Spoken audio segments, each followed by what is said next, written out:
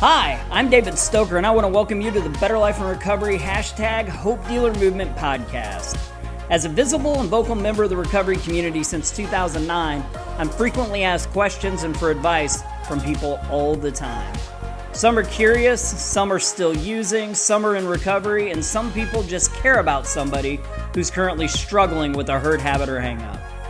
If people in my community have those questions, I guarantee that people everywhere are looking for answers as well. We started this podcast to give you answers and support, because not only is recovery real, it is amazing. Hope you enjoy the show. Alrighty then, welcome to today's podcast. Today I am sitting here with Josh. Say hi, Josh. What's up, world? How is everybody? Hope you guys are doing great as we are coming out of this quarantine life. And me and Josh are going to be talking to you a little bit today about a book that I think both of us are kind of in the middle of reading. I think, Josh, have you read this before? I have not read it before. In fact, I got the idea from you, and I ordered it on Amazon, and it showed up earlier last week. Alrighty then. This is a book that I think a lot of people listening to this may have read. If you haven't, check it out. I think there's some really good insight in there. The name of the book is? The Four Agreements by Don Miguel Ruiz. And basically, it is based off of old Toltec wisdom. Toltecs, I'm pretty sure, were one of those Central American Indian tribes. Yep, they were. I think of them along the lines of like Incans, Aztecs, Mayans. And I don't say that to offend anybody who may be Incan, Mayan. No, they were all in that same area. Kind of like that Mesoamerican. Yep. But anyway, I mean, these were some of the great cultures. I mean, back then, I've had the opportunity to do some really cool things, like go to Chichen Itza and some of those. Oh, I've always wanted to see pyramids. Yeah. And I don't know if I'll ever be able to go to Egypt. Oh. But I was able to go to Chichen Itza, which was really cool. And then they have these things called cenotes, which are like these water. They're amazing. It's like a hole in the ground. There's like a big hole in the ground, and then you look down and it's just all water. That's crazy. So you got to see a pyramid? Did you get to touch one? We got to stand up next to it and do all that cool stuff. That's awesome. It was really neat. But yeah, I mean, they were in some ways far advanced, as compared to like their European counterparts. Right. I mean, we came over here thinking that we were going to show all these great things, and we had people coming over that bathed twice a week. Cologne was actually not invented to make you smell good. It was invented to make you smell better because they would use it to overwhelm. That's right. Yeah, absolutely. Not just to mention, like I've always said, it would suck in our family for my daughter. Because of the way they used to bathe. I mean, you only bathe twice a week. That's right. Twice a month, maybe once a month. And when you do that, and when you do that, it's all the same bathwater. Whoa. So dad would go first, and then mom, and then it would go in order from oldest to youngest child. All the dirty water. So my poor daughter would have to bathe after her big brother, after my wife, and after me. That'd be rough. And I'm telling you now, if I don't bathe for a couple days, you're talking once or twice it's a no month. bueno. Yeah. Now imagine not bathing for 2 weeks or a month, and then all that muck coming off. No doubt. I know we've gotten way off the point, but anyway, bathing. But this is just my way of saying, we came over here and we, I in very small portion. My great grandma is full-blooded Cherokee, so. Oh, wow. So it just makes me, grandpa's half, my mom's a quarter, so I guess I'm an eighth Cherokee. Oh, wow. Which you could never really tell by looking at me. But I believe you. Well, yeah, why wouldn't you? Like, they used to call my grandpa Red Man, but I don't know. Now I feel like I'm justifying saying something racist by, I don't think so at all. That's some of my friends are Native American. Yes. That's awesome. Not really, but I say that to say I wasn't trying to say anything offensive. No, I don't think but we came over and we talked about savages when we came over from Europe, and actually in a lot of ways they were way more civilized than the people who came over. Right.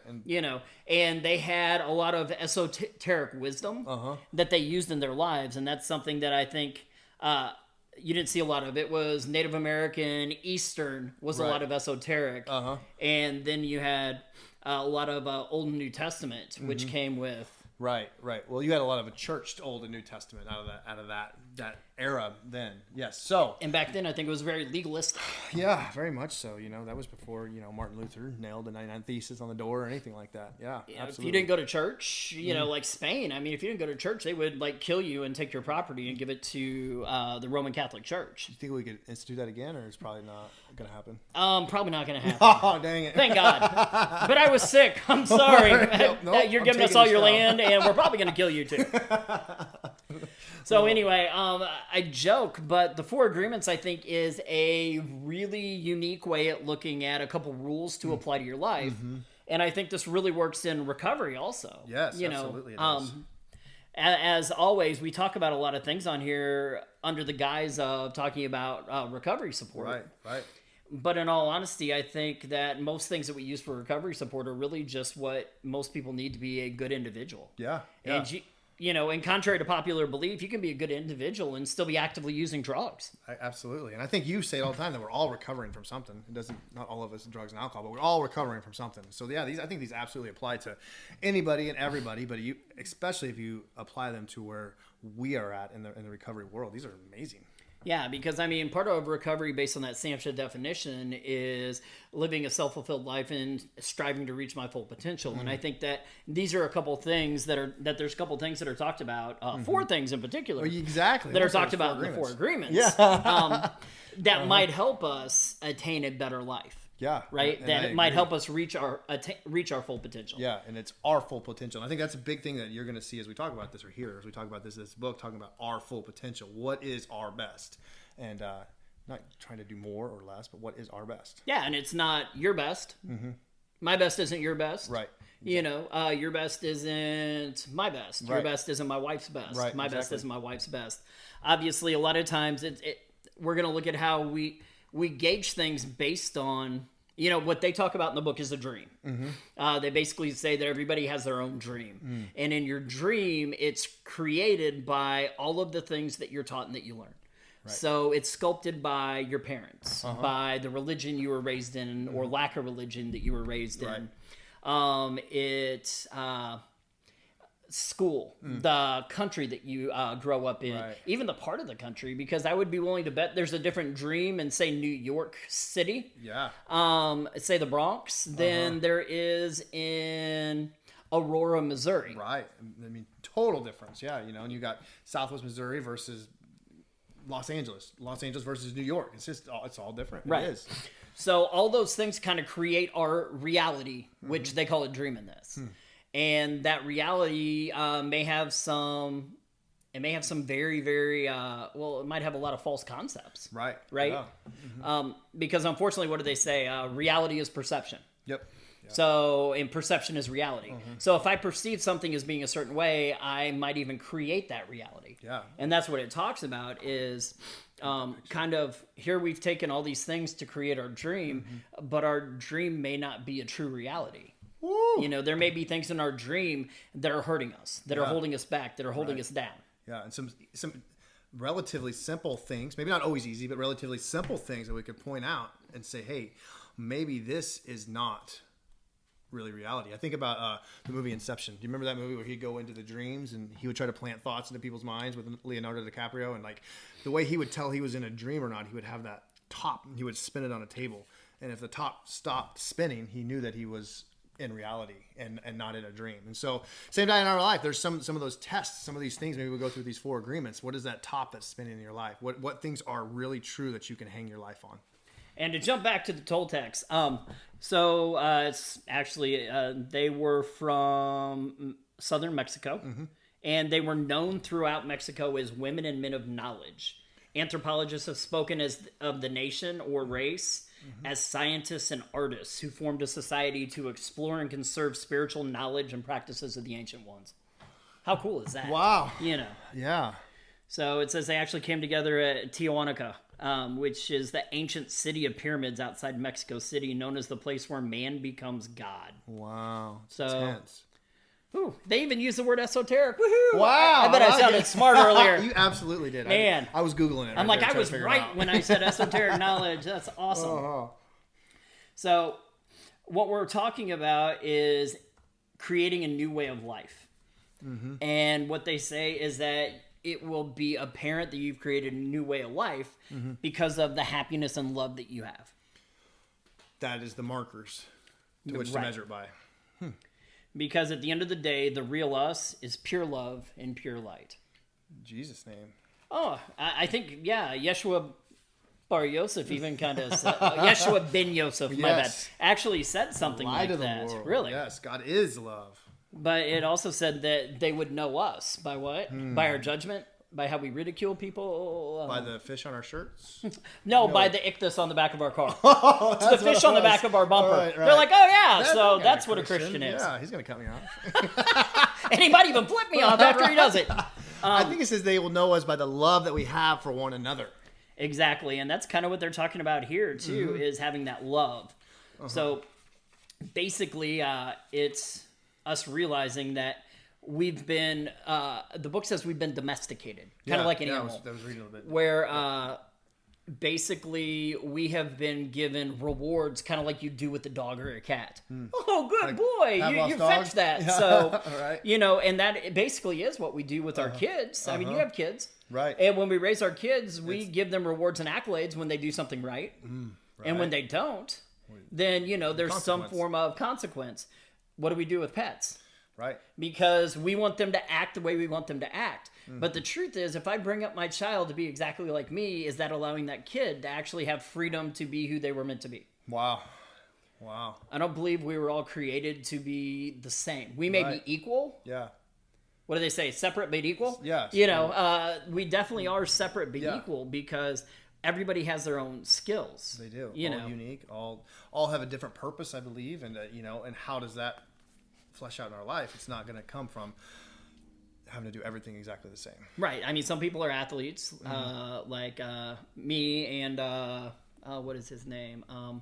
The other guy that ruptured his Achilles, Kevin... Brad Pitt? And Troy? No, it's a basketball player. Kevin Durant? Yeah, Kevin Durant. You guys are exactly me and Katie, we're athletes. We play basketball, we rupture our Achilles. Yes, I get Some people are athletes. Some people are artists. Some people are musicians. Right. And, it's amazing. I mean, we used to literally punish people for writing with their left hand because it was seen as a sign of evil. Think about that. My daughter's left-handed. Right. Which is weird. I'm not left-handed. My wife's not left-handed. And the first time I saw her throw, I was like, man. She's a lefty. I wish she didn't have the vision problem she had because we need lefties pitching. Yeah, absolutely. So, to me, that was exciting. But back in the day, we would literally punish that attribute out of somebody. Right. What attribute are we still punishing out today? Oh, my gosh. And creativity. I mean, how many people are like, talk to their kids and they want their kids to grow up and be hardworking and have this ethic where maybe that kid's an artist or a musician, And they're abiding by the wrong agreements. Yeah, I think of that old, the guy that did the song The Streak. He's got a place in Branson. Anyway, he has a song about the Pirates of Penzance. And they're like, we're going to rob and pillage and do this. And he's like, what do you want to do? And he's like, I want to sing and dance. I want to, Yes. Obviously, that guy is like, I'm not fit to be a pirate. I mean, I love the buckles and everything. It makes me look good. But, man, I was born to sing and dance. Right? So, in the dream that we create for that reality that we create for people in our lives, sometimes we take away the very essence of who they are. And we punish who they are out of them, or we reward them to be something that they weren't born to be. Oh, so good. Ray Stevens. Yeah, Ray Stevens. Thank you. You bet. So we've got to look at those things and say, are you really, is this who you really are, or are you just pretending to be something so that you can be good enough to gain my favor? Right, exactly. To gain acceptance, maybe in the community that you live in. Right. Because maybe you live in a community where the way that you feel, your reality runs completely contrary. A Christian in an atheistic community, or an atheist in a Christian community, or maybe a Muslim that lives in Southwest Missouri. Right, yeah. Because we really are the buckle of the Bible Belt. Yeah, absolutely. And here I believe this, but can I really latch onto that? Or maybe it's, my parents were Jehovah's Witnesses when I was a little kid. Probably part of the reason I became atheist. Nothing against, I couldn't live my life that way. Right.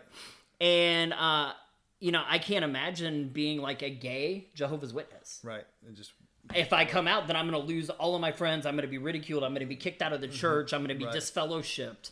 Right. So I have to pretend to be something that I may not be. Right. I see the same thing in recovery houses, where you may have all faith-based recovery houses, and you have somebody who's LBGT, Q, whatever, where they're lesbian, trans, and they can't come out because of the ridicule they'll face from everybody that they live in a house with, and because of the way people will treat them.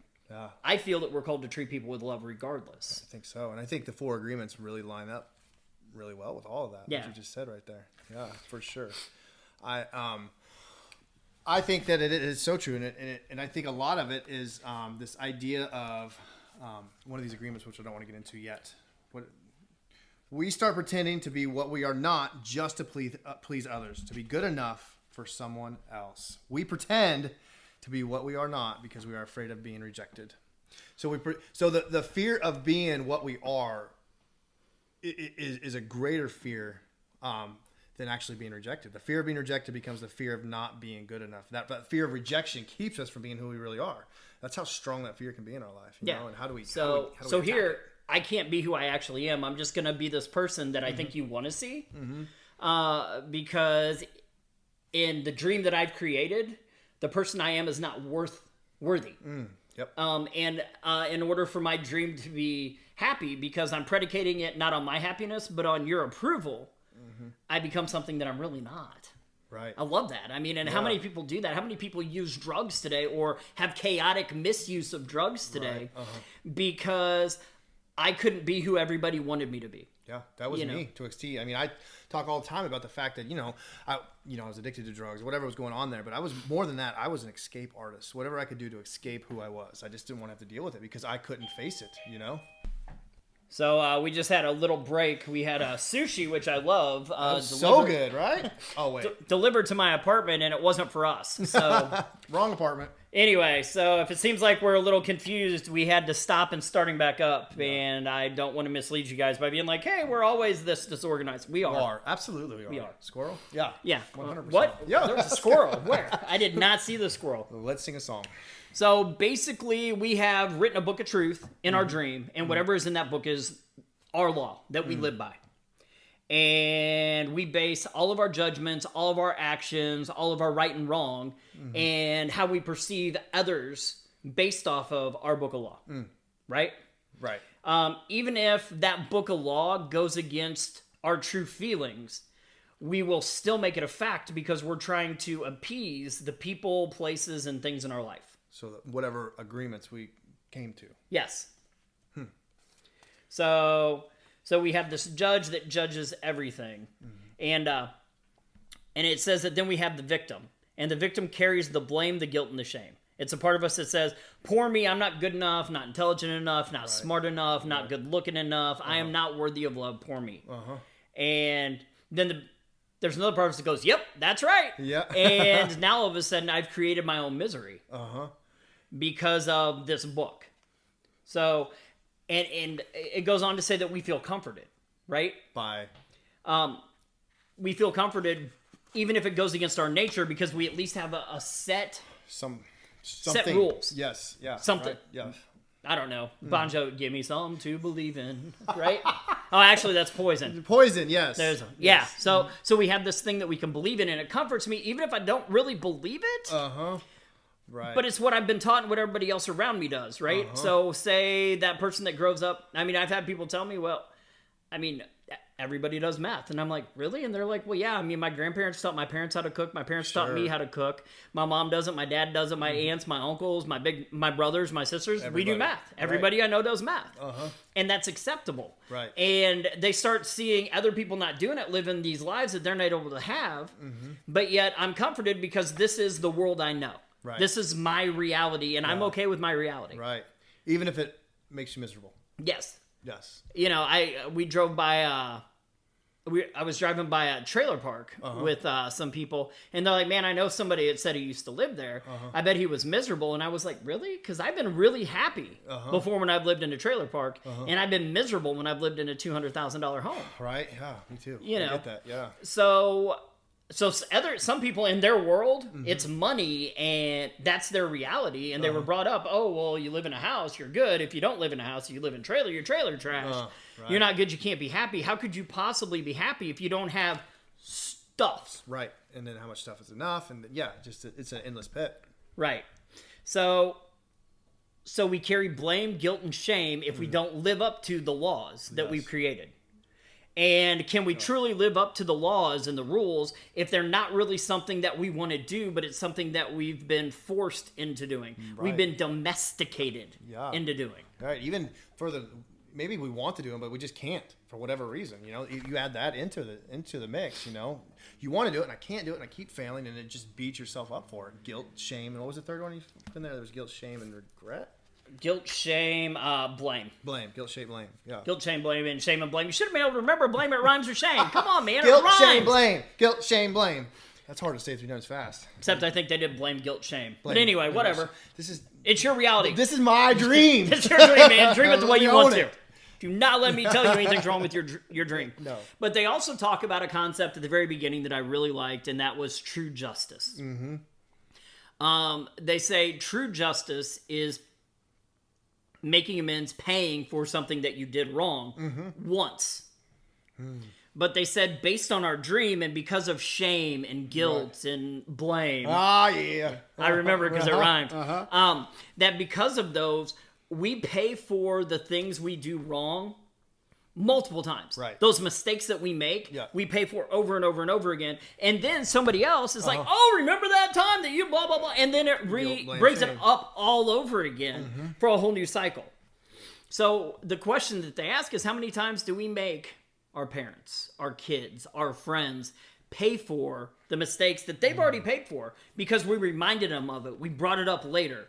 When the truth is, if it's done, it's done. Right? I've done couples counseling before, and I remember telling a couple this. You're going to talk about all the problems that you have while you're here in this office today. We're going to hash it out. Right. And if you can't do that and then leave it here, then this isn't going to work for you. Because there's some big things you guys need to work on. And if you can't let the other person get those out and yet when you leave here, continue to throw those things at them, including some things you might not have even known about, because you guys are going to be in here being honest with each other. Because that's what we do. A lot of people were brought up with the fairy tale. And the truth is that fairy tale doesn't happen for a lot of people because we have this reality that's been created that maybe we can't live up to. Right, at all. I thought it was supposed to be super easy. I didn't realize this was going to be work. To heck with this. I'm out. Deuces. Exactly, I'm bouncing. Right? And I think like you're talking about, people come out of that counseling and immediately they start bringing that past up again. And it's this idea, I think of a scripture that talks about when we are forgiven, God takes our sins and he casts them as far away as the east is from the west. The whole idea of forgiveness is there is no more guilt, blame, or shame. Well, that's, it's kind of weird how we're talking esoteric Eastern philosophy, and now we're talking about Central American, South American, Native American, well, I guess just South American, Central American, Indian philosophy and belief, and now we're talking about Christian belief. I believe that the children are our future. No, but seriously, I believe it's true though. It is. They are, and God help us because we are giving them jacked up dreams. The dream that they're creating is no bueno. 6 feet distance. That may be one of the smartest things we're telling them. But I think that there's a lot of things that we can learn from other belief systems and other philosophies. Absolutely, I agree. And in that, I had a point that I was going to bring. What did you just say? We're talking about forgiveness, and I just think that's forgiveness. It's more than saying sorry. Forgiveness. Sorry, it's a great movie. That's what you're saying, is that you mess up and you move on and you forgive. You forgive yourself. You get rid of that guilt, blame, and shame. Because if you don't, you're going to continue to go back to and beat yourself up over and over again. And it's hard, there's this word absolve. That's good. And absolve means not only do I forgive you, but it's like it never happened. Yeah. And as humans, it's very hard for us to truly absolve somebody. Right. I can forgive you, You know, it's kind of like, say somebody were to hurt my kid. I might forgive them at some point in the future for hurting my child, but I may never allow them to be in a position where they could hurt my child again. Because I don't think we can truly absolve people as humans. I can never forget that thing was done. Right. And it makes it different. So absolution is something that I don't think we can do, but I think we can live the best life. And that's part of what the 4 agreements are all about, is learning how to live the best life possible so that we can have a life that's full of love and happiness. Yeah. Because I think, I don't know, I mean, I see it a little differently, but I think it's because I love what I do. And if you don't love what you do, then maybe you need to be doing whatever you love. Right. Yeah. Because I don't think you're ever going to be able to attain your full potential if you dislike what you're doing. Right. But I always say, if you're living your life to make yourself better and to help the people around you become better, you're doing something right. I agree. And it's a contentment. The idea of being content where you're at, not always discontent and trying to get this or that. And that idea of contentment. How do you get there? And I believe the 4 agreements, I love them. So. Yeah, but that would be my dream. My dream, my reality is me saying, hey, if you're not living your life that way, you're living your life wrong. But the truth is, a lot of people aren't living their life that way. Knowledge bomb. And they're probably not living their life wrong. Right. They're just living it differently than the way I live my life. That doesn't make it wrong or right. That makes it their reality. And that's been the thing that's been kind of difficult about reading this book, is I like to put people in boxes. Right. This is exactly what worked for me. This is how I think. This is the way it should be. Obviously, because it works for me. Yeah. I mean, it took me long enough to realize that there were multiple pathways to recovery, because I used to think people needed to get abstinent the way that I found recovery, right? Well, I guess I said that backwards. So people needed to find recovery the way I found it, which was through abstinence. And of course, mine is faith-based. But I was also accepting of 12 steps and stuff like that, as long as somebody was abstinent. And then I started meeting people who were prescribed medication who had these amazing lives. And I met some people who used to be active heroin, methamphetamine users that now were living really good lives. They were successful. They had, they were employed. They were raising their kids. They were good parents. They were good significant others, good sons, good daughters, good brothers, good sisters. And they smoked weed or they drank. And at first that blew my mind, because I was like, well, wait a minute, you can't do that. And what? Yeah. But that was me, once again, imprinting my reality. Because I look at it and say you have somebody who's shooting heroin every day. Yeah. We'll even look at it on a harm reduction aspect. Imagine we have somebody, and in my reality, shooting heroin, we're just going to say shooting heroin bad. Yep. Bad. Right? If you shoot heroin, bad. Yep. And you need to stop shooting heroin. Yes. Now imagine I have somebody who is no longer sharing syringes and reusing syringes, but instead they're going to a syringe access site and they're getting sterile syringes. They're not endangering themselves. It took me a long time to realize that was a step in the right direction. And you know what? Steps in the right direction are awesome. Right. And I think I hear you say this every so often, that people don't find recovery. And so, so situations like that, to where they have access to a clean syringe. Yeah. I recently read something, and it was this question. You went to school, right? High school? Yeah. We'll go high school. Yeah, you went to high school. Most of the time. Did you make 100 on every assignment, every test, every quiz? Don't know if I ever made 100. Okay. Well, never? I don't know that I ever did. Okay.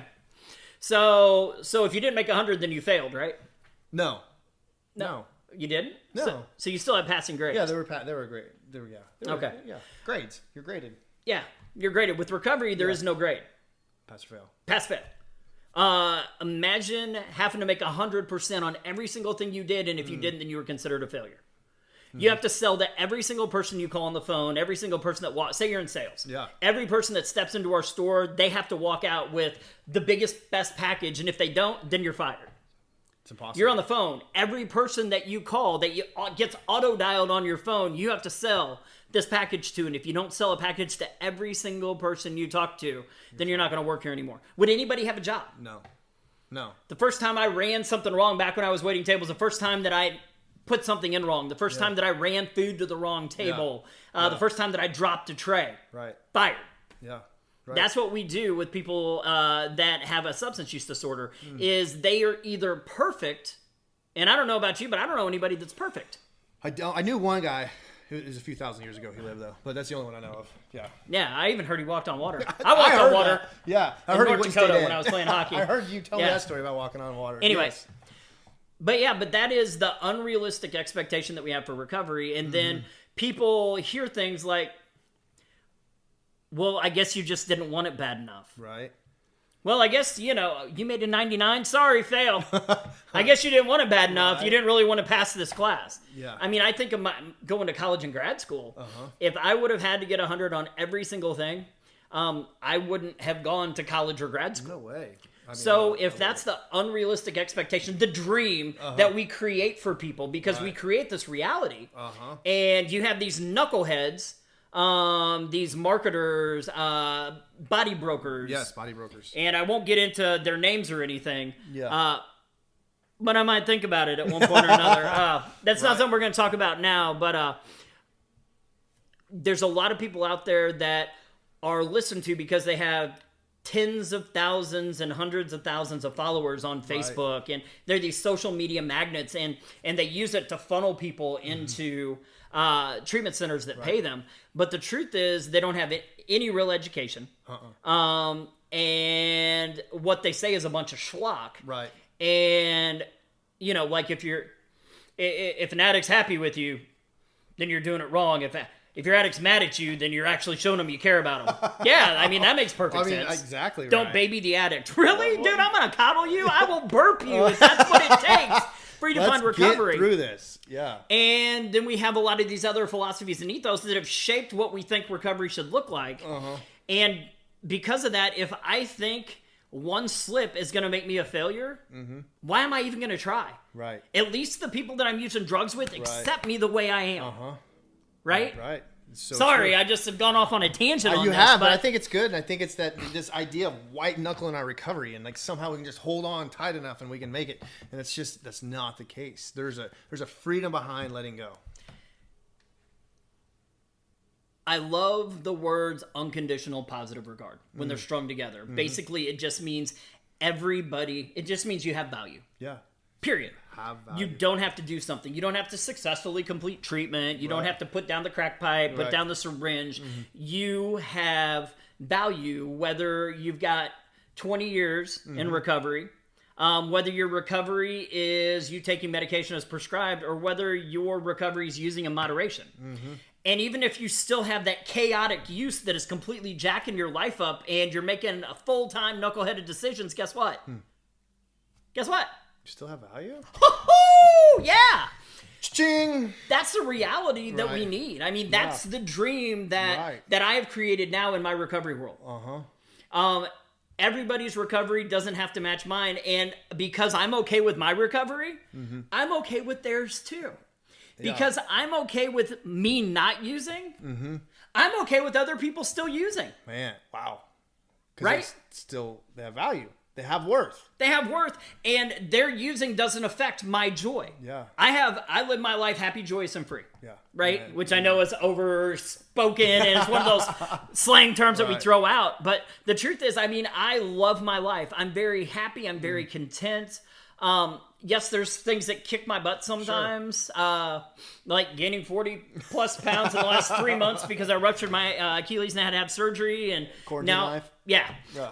But if I'm happy with where I'm at, why would I sit there and deride somebody, show angst or anger at somebody, hate on somebody because they're using? Is it maybe because there's a part of me that still wishes I could use too? Wow. But in my world, I can't use because I have this law that has now been written that I can't do this and be okay.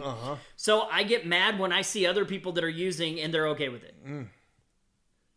Yeah, I mean, it's this idea that that's something that I wouldn't do just because you do it means that you're wrong. Yeah. So obviously you're living your life wrong because you're not living it the way I am. Right? Are you happy in your life where you're at? Are you happy? Right. Are you happy? Are you content where you're at? Because if you're not happy and content, then maybe something needs to shift or change. But if you're happy and content, why would you be looking at other people trying to find fault? Right. I think it's just a signal that something coming up out of your heart, something that you need to deal with, because really nothing others do is because of you. Right. And they talk about poison in the book. They talk about, I have poison, and sometimes people will throw their venom at me. I heard a lady say it this way. She said we all have our own bags of crap. I'll say crap. And we walk around with our bags of crap. but they're ours, and it's okay. Now, sometimes somebody will walk up next to you and set their bag down and walk off. She said, for the longest time, I didn't realize it was a choice to not pick it up. I thought because they set it at my feet, I had to pick their crap up and walk with it too. It's so good. So when somebody throws venom at me, is it about the dream that they've created and the laws in their world that they're unhappy about because they can't live up to them, or because I don't live up to their reality? Yep. It's so good. So it's not about me. Right. It's about the dream that they've created. Yep. 100%. 100%. That's goodness. money. I like this. Let's do it. I like this. I thought that we were going to get in here and actually talk about the 4 agreements. Not even one. But instead, we talked about the dream. The dream. We talked about this world that we created, the laws we go by, and sometimes those laws, in fact, a lot of times those laws are really harmful because they may go against our very nature. Right. Yes. Right? Yep. But we are brought up to think that this is this box that we have to conform to because of our teachers, because of our parents, because of those people that we looked up to, because of maybe the church that we went to. Right. The synagogue, the lack of church, whatever it is, those things have sculpted and crafted who we are. And if it's somebody else's reality and not really ours, it's going to be really hard because we've agreed to these laws. Those are the agreements we have today. Right. Is I've agreed that these things are what is going to be right and good in my life. And if those are contrary to my very nature, then I'm going to be a very sad, miserable person. Yeah, and you're always going to be kicking against those goads. You're going to be pushing against. Absolutely. Yeah. So I guess the next time that we talk, we'll start talking about the agreements. Maybe we'll make it through 1 or 2. I think that's a great idea. But yeah, I think that next week, we will talk about the 4 agreements. And my goal, I don't know, maybe we'll get through 2 of them. Yeah. Maybe we'll try to shoot 2 of them down each week. It might be 1, we'll see, because I'm verbose, and we both have trouble sticking to... Stay on topic. Squirrel! What? Yes. I saw it, dude. It was right there. Right. Yeah. Yes.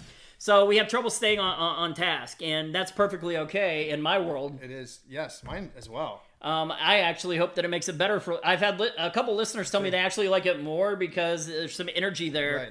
Like we're not just reading off a script and going, wah, wah, wah, wah, wah, definitely not. So anyway, this has been a long one because I really like the information that we're covering. I think it is very important. Yes, I agree. So I hope you have an amazing day. Any last words? I think that... Why don't you end by just saying what the 4 agreements are? First, I want to say, what is your reality? And the 4 agreements, guys. Are you ready? This is what we're going to be talking about. First one's be impeccable with your word. The second one is don't take anything personally. Third is don't make assumptions. Fourth, always do your best. Absolutely. So we look forward to talking to you about at least being impeccable with your word next week on our next podcast. Thanks for joining us. You have an amazing week, and peace. Yeah. In closing, I just want to thank you for listening to the podcast. Please join us every week for new episodes. If you want to connect with us further, if you have any questions, topics you'd like to hear in the future, or maybe would like to be on the podcast sometime, you can connect with us at betterlifeandrecovery.com. There's the Better Life and Recovery page on Facebook, or you can, we're on Twitter, BLIR_NPO. Also, this podcast is part of the Studio DNA Podcast Network. You can find out more about the network at studiodna.media. Thanks a lot. Y'all have a great week.